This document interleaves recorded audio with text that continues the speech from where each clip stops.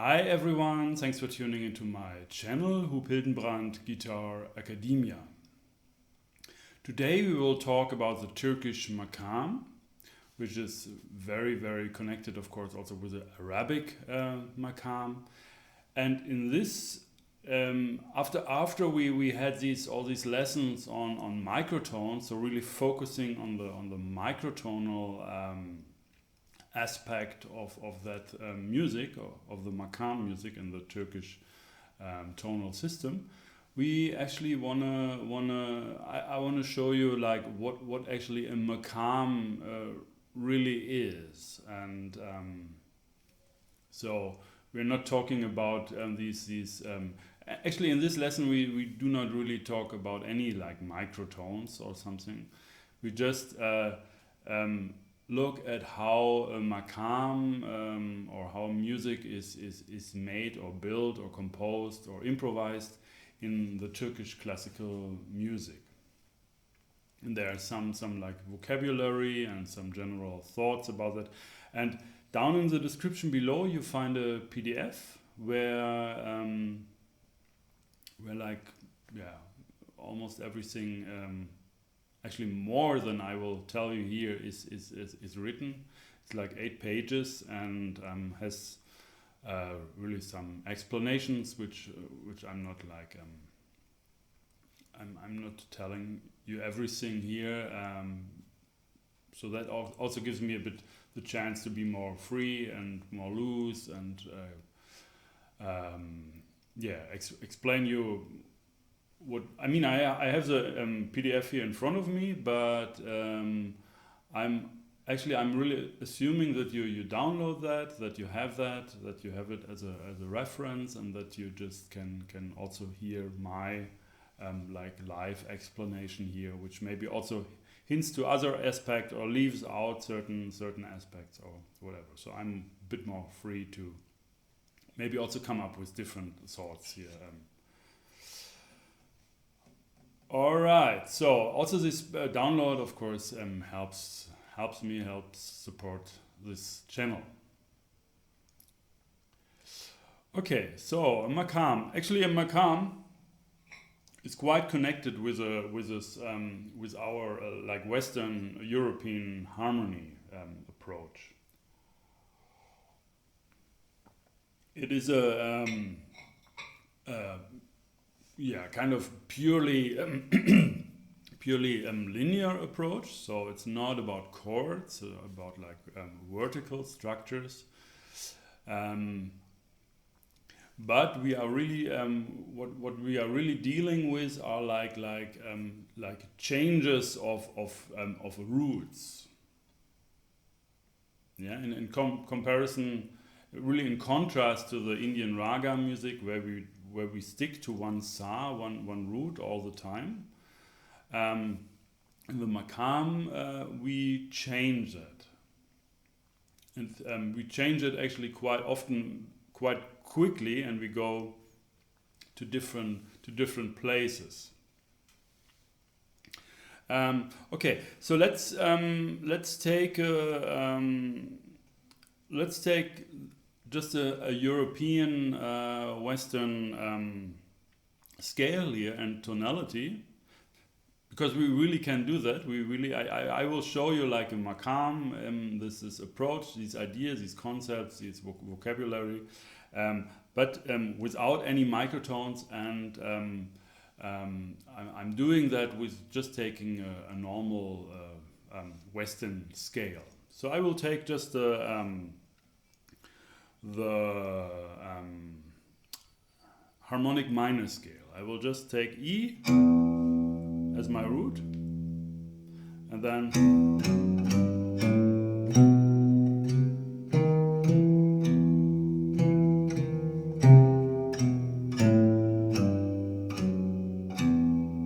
okay.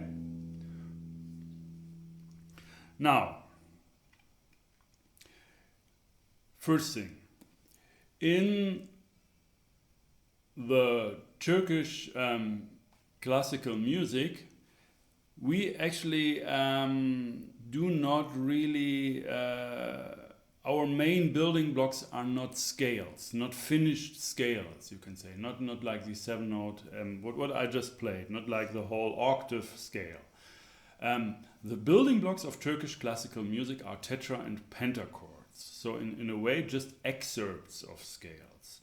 So when you want to have this E harmonic minor scale, when you want to build that, and this is a scale, notes which are like also very typical in Turkish classical music, you have to build this scale by combining different tetra and pentachords.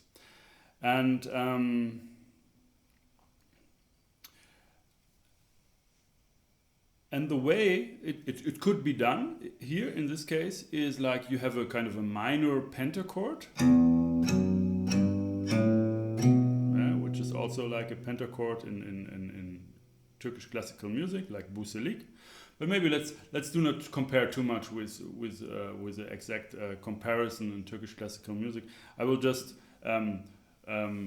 try to avoid all these different names for now, which are not really necessary to understand the whole concept. Okay, so I have like a minor pentachord, and I have like a kind of harmonic minor fifth mode tetrachord. Yeah, so I have this.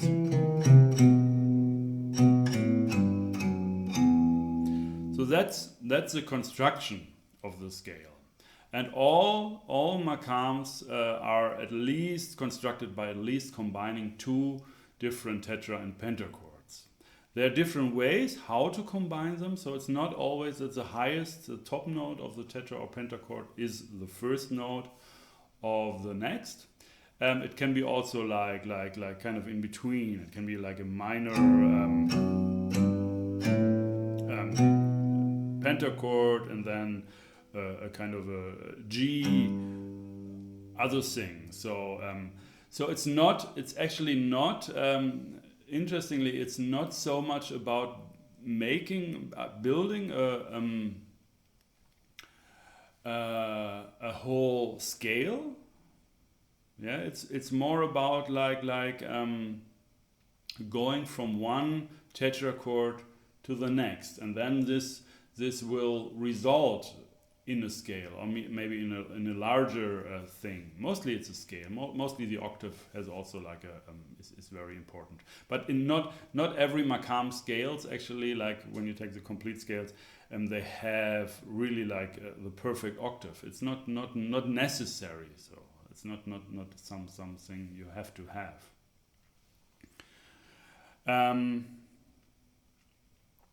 All right. So.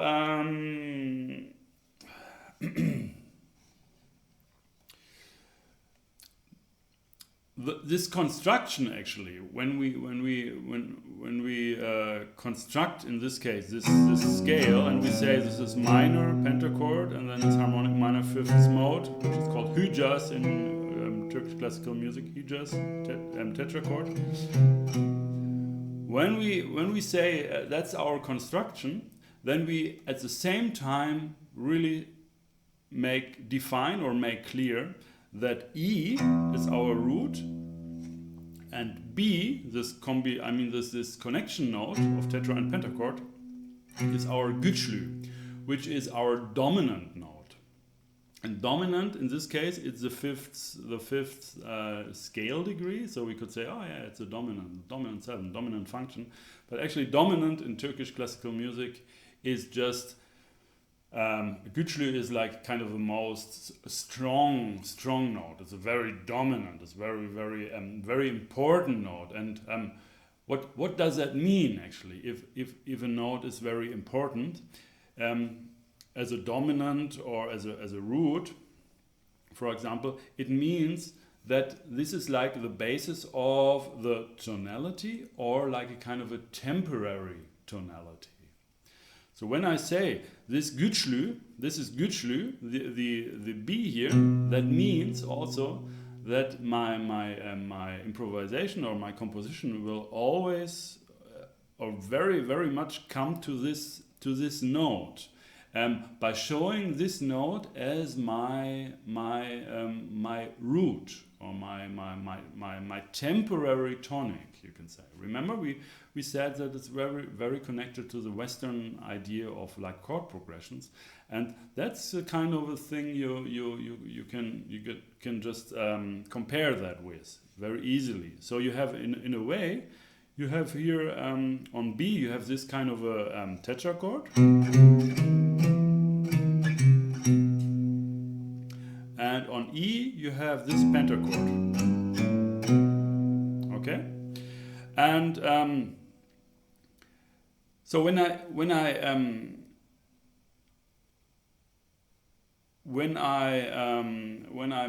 build my melodies, I really consider that very much. In a way, you can say these are two plateaus. Yeah, two plateaus are happening. We have a plateau on E, and we have a plateau on B. So when I play, when I improvise, or when I compose, I'm doing that actually.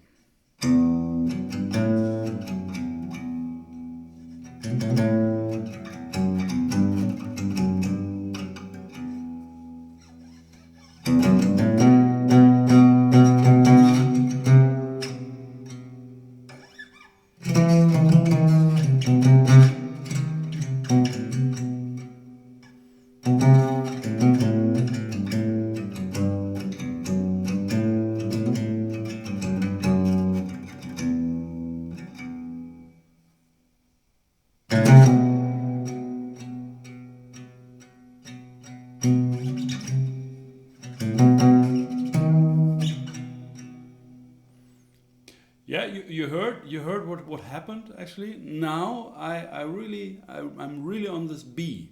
Yeah, that's my da. Yeah, and before I was first I started with being more on this E minor.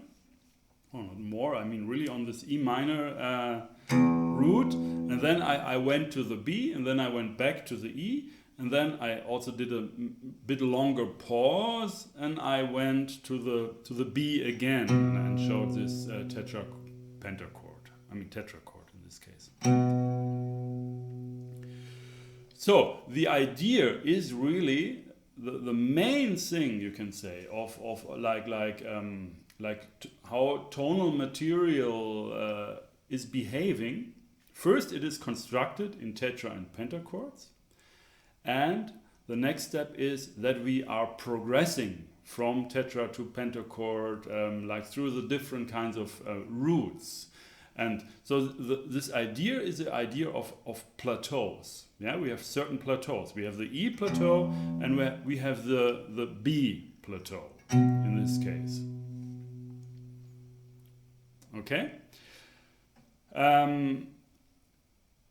Now we could also say, and that makes a huge difference. And there, your this idea of it's not about just the scale, and we or put it me like that. What happens actually if we construct this this octave scale a bit differently? So we just take the same notes, but we say no.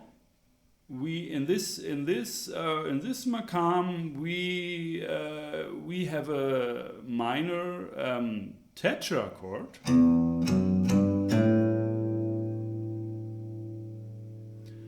and a kind of in Turkish classical music it's called like nikris. It's like a minor pentachord, but instead of the natural the perfect fourth, we have the augmented fourth. So we have like, yeah,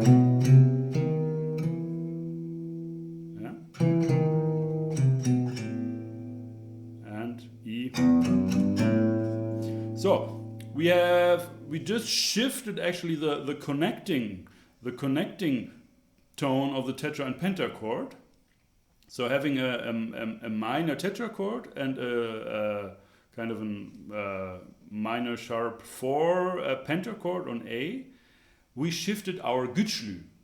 So it's not just the construction, because the construction is the same as a scale before. It's really about that now our A is really, really important. Gets really the strong, prominent note. So when we play, we always go to A instead of the B, what we showed before. So it sounds different actually. So we go from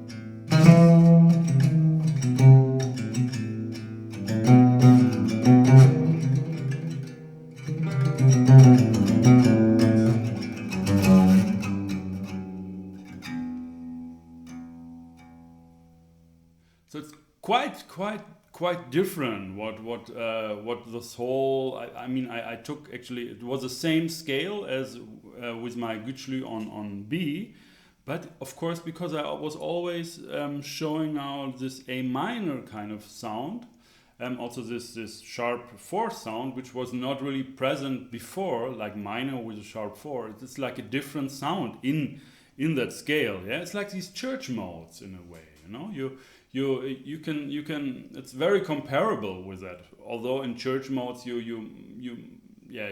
actually think like whole scales, but it's like you change, you stick with the same notes in the scale, and then you pick another note as your temporary root or as your root, like you are in C major and you pick D, and then you have the sound of D Dorian. So you get like different sounds, and when you, in this case, when you show this E minor all the time in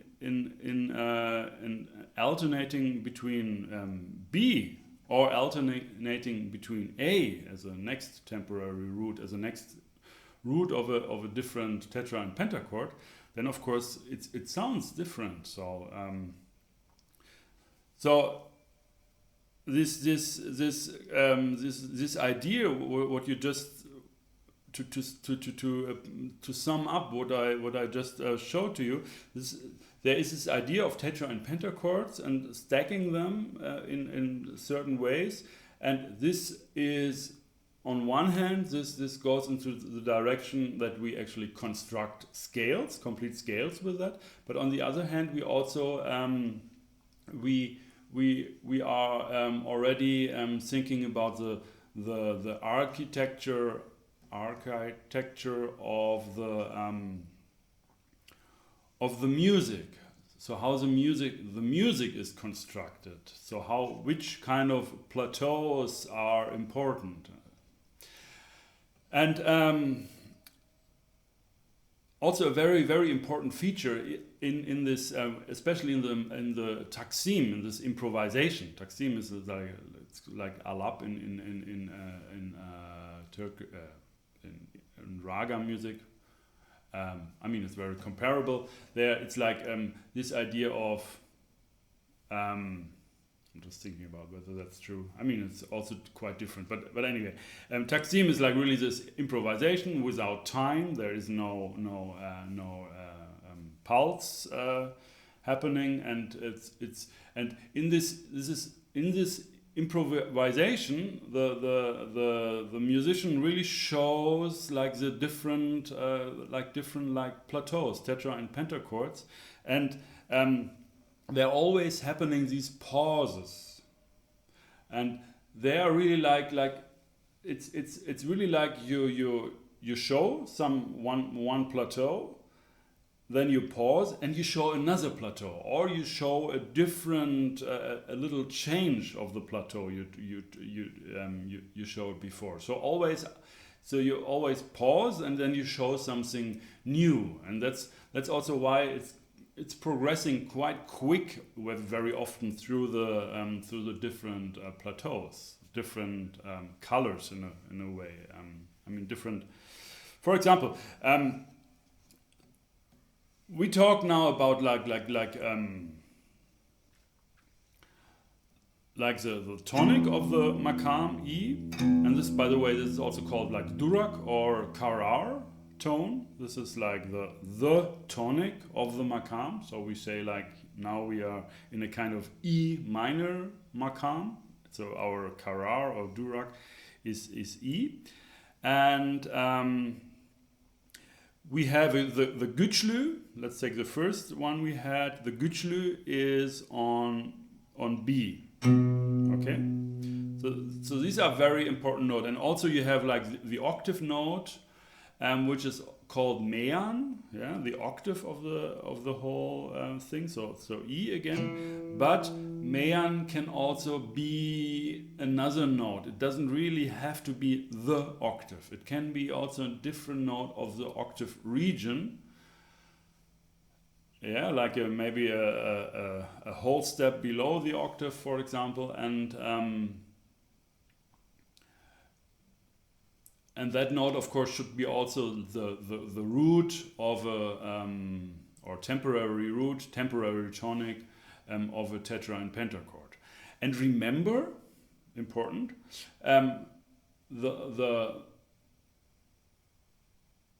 these tetra and pentachords, they are like limited. Yeah, they are not like it's just a limited number of possibilities. So not all combinations are possible. So that's also why you can't really say, okay, that's my important note here, and I'm always playing that note. Yeah, I'm always playing that note as my temporary root. So I make this my Güçlü, or my most important or very important note.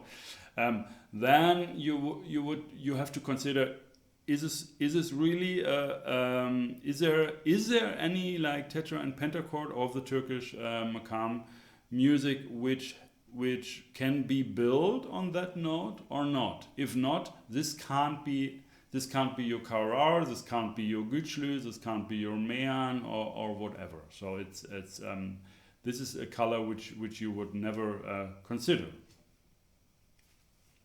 And we talked about all these tetra and pentachords. One more thing.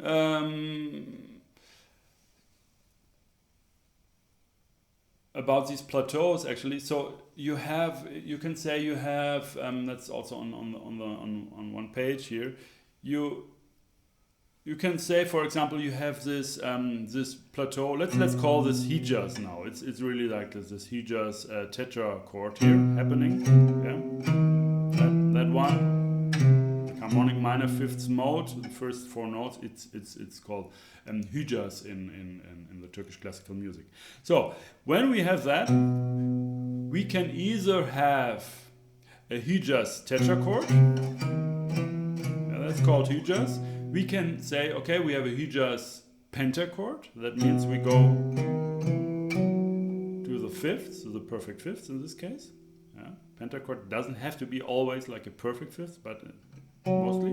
Or we can say we have a complete like Hijaz scale, yeah, and there are different scales in Hijaz, but one scale would be like kind of this. Oh no, sorry.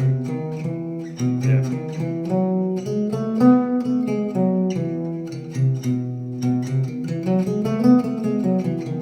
Yeah, this would be like the Hijaz scale. I mean, we will talk about that we also have like Uzal and whatever. I mean, let's not go into that.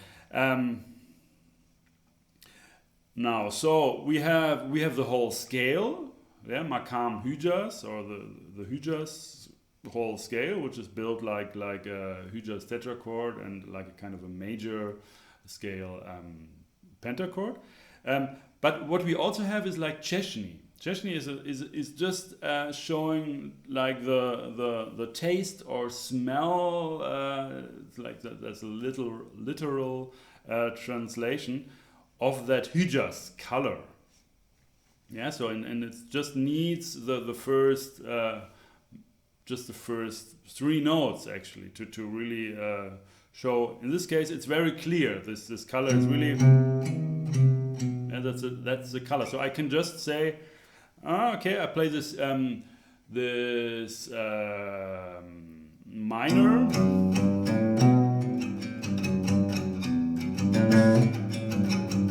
and when I'm just doing them,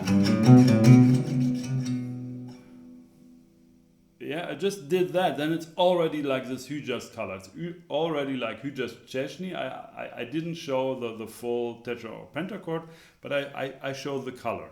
Yeah, so that's also something possible. Czechny, tetra, pentachord, or whole scale. It's all like Hyjas. And also, what's very important is the jeden. And jeden is a leading tone. I can't do that now for E because that's already my lowest note. So that was very clever to choose that. But if I would play the whole scale an octave higher, yeah, if I would thought about like E minor, my jeden, my leading tone, is always like a second below the karar, the root. And it's either like a whole step or a half step. Yeah, so it can be D sharp in this case, or it can be D. Yeah. That's my jeden, and this jeden is of course like always like approaching the tonic, the karar, because yeah, it's a leading tone. It's actually really the same function in a way as in Western European classical music. And beside these most important like construction work tones of the karar and the güçlü, and also sometimes meyan, there are also these asmar karar or asmar karalar. So these notes which also are forming tetra and pentachords, which are mostly like lying also in the scale, you know. I mean, for example, I have this E minor scale, yeah, and then I always show this B as my güçlü, so I can also show then, even if I'm in that Maqam where that note is my güçlü, the most important note, I can also show a little bit this A as my, and then I can also show this kind of a major quality sound here, tetrachord. Yeah, and then I have a kind of a Phrygian. Yeah, on all steps of the scale, I can take a look. Oh, what kind of other possible tetra and pentachords do I have? And there are some Maqams which really say you have to this and that. You really have to show. Otherwise, it's not that Maqam. And there are other possibilities which are just more like not important, or yeah, they do not really make so much sense to show all the time, because yeah, they're just not supporting the Maqam in a way, or the sound. So of course, I mean, yeah, just it's about like musical choice also. So which one you choose to show, which sound good, and of course then, if you are more like in the traditional Turkish classical musician, you know, okay, you have to show that, you have to show that just a little bit, and then you can approach that, and that's that kind of a like the progression also. And it's also talked about here. It's a seir. We will not talk about that. It's on the page. What is seir? Like the progression, where you start. What's your main area in the Maqam? But you find it in the PDF, so please download that. Thanks. All right, so when I'm just taking these temporary in between, like Asmar Karar, these tetra and pentachords, which are in the scale without changing any like basic scale note, this is like Getchki. And this is called Yakin Getchki. Yakin Getchki is if I do not change any note. Yeah. So for example, I play E minor. That was E minor. Now that was this kind of B color. Yeah. Hijas. Now I can go back to E minor. Now I can show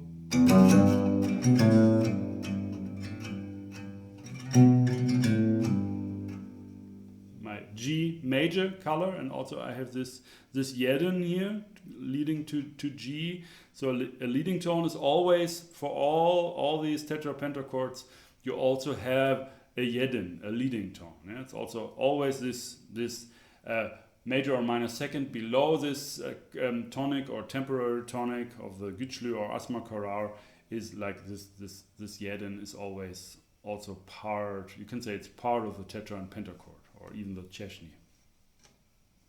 Okay, so I show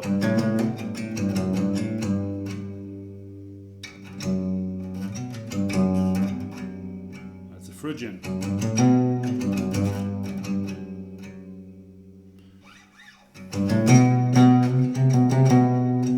Now again to this B.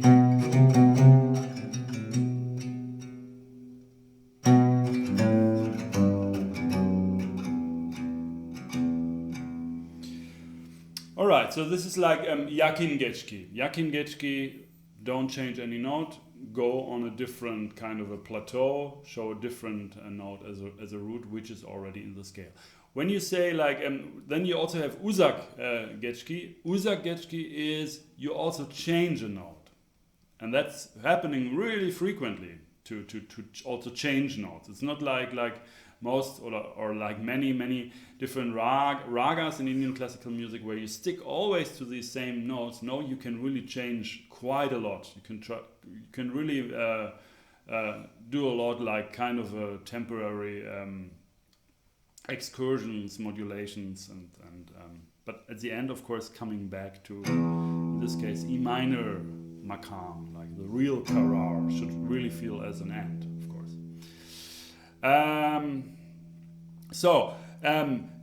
Uzak Getchki would be, for example, in this case, if I'm not showing this, yeah, but I show my B Phrygian. Yeah, so this would be like an Uzak Getchki. So I show you what I mean. First, the normal scale with a kind of Hijas on B.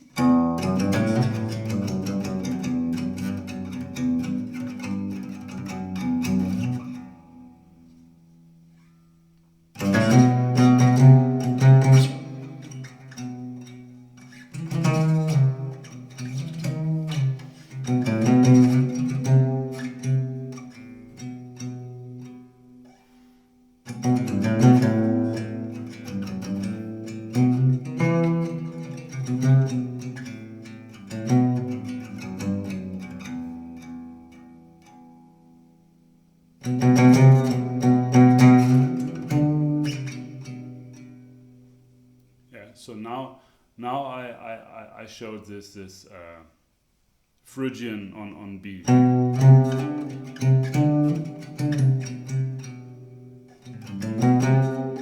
Yeah, which when I do that actually again opens other possibilities, because when I change one note I really can also have different tetra and pentachords on other notes with that D. Yeah, for example, I have a more like an A minor now,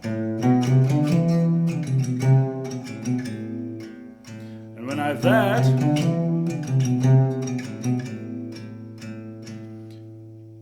Oh, let's not go too far now. So this is these are the concepts of Yakin Getchki. So we stay with the same notes, and Uzak Getchki we introduce we alter notes.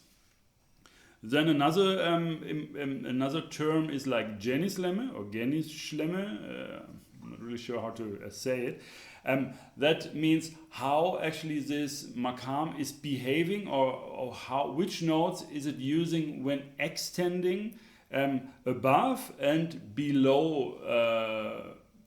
Below the karar, below the root, and above the octave. Because a Maqam, as you now maybe get more of an understanding, it's just the scale, and you can play it in any octave.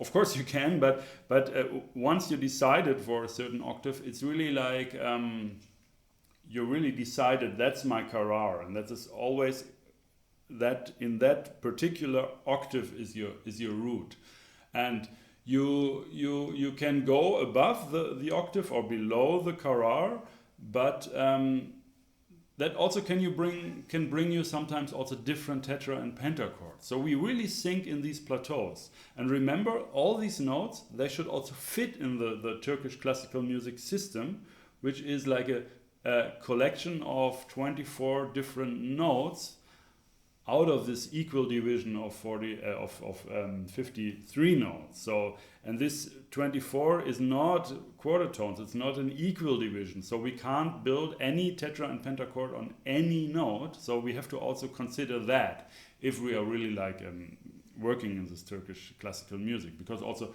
when you play, like for example, like the tambur, this is this long-necked with a lot of frets instrument, then of course you see that it's not equal no equal division. So not everything is possible on every note, not every tetra and pentachord. Okay, there's also a little bit written here on intonation, on Yerinde. This is something we just were talking about, that every tetra and pentachord has also its place in this whole system. But it's all explained here. I don't want to explain everything here.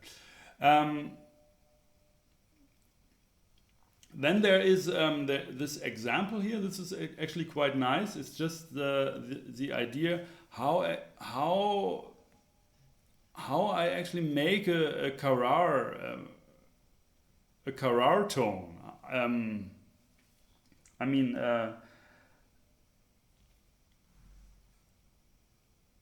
Not karar, like asmar karar. So how I'm showing, for example, if I have this C and this D, then how I am showing that actually C is my temporary karar tone, and not D, or vice versa, that D is my temporary karar tone and that C is my yeden. If I just have these two notes, because we don't have chords, right? So we don't have chords, it's like all linear, so we have to somehow make sure that you hear, oh yeah, it's C, it's on C now. We have this color with a root on C or on D. And when you play this exercise, and I play this example for you, I play this example for you, and when you play it also yourself and listen to that, it's in a way it's kind of magic how actually these notes shift in function. Yeah, and this really has to do with that you put it on the stronger beats, the main notes, or that you hold it longer, or that you approach these notes always and rest on them, or repeat them longer. Then they really become like these important like roots, like temporary tonics, or the tonic pitch. Okay, I just play you this very little silly exercise or silly example. It's going like 1, 2, 3, 4.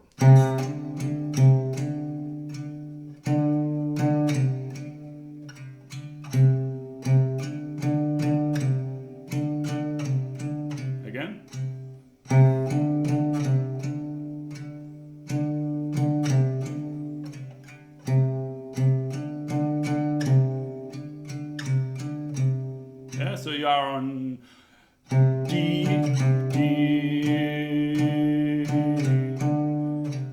C, D,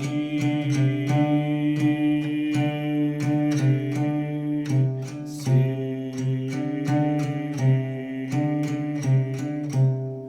Yeah, so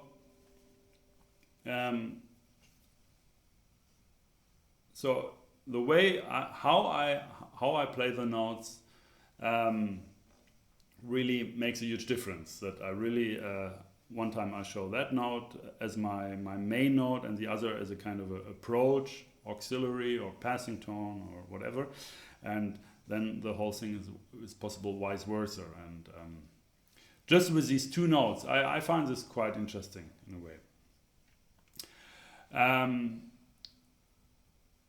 Okay, so yeah, that's pretty much it. And what I just left is this sayer thing. It's like chikiji, iniji, chikiji, and iniji.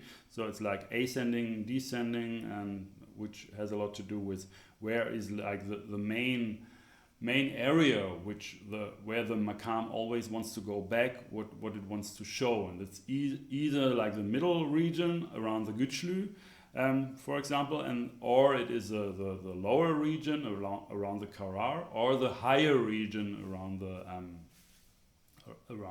Meyan or the octave. So and you see, I mean, there's explained a little bit more what you also have to know. All right, so get this PDF and maybe watch this video again. And then I think you have a quite nice, quite good idea about this this Maqam, how it's thought. All right, I will just improvise a little bit with this material we talked about today, so that you watch and listen, and I'm sure that now many things will become very, I mean, much more clear, that you know what I'm actually doing, and you might also notice things which you would not before actually this lesson. So have fun.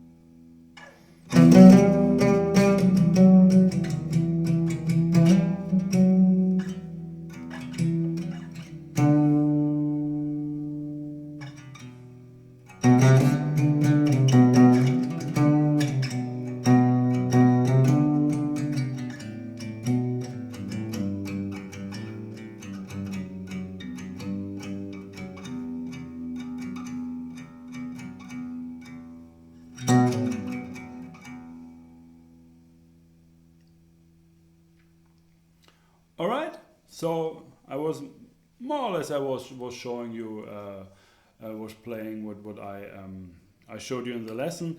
There was this one occasion where actually I showed this D here, and I introduced this D to actually go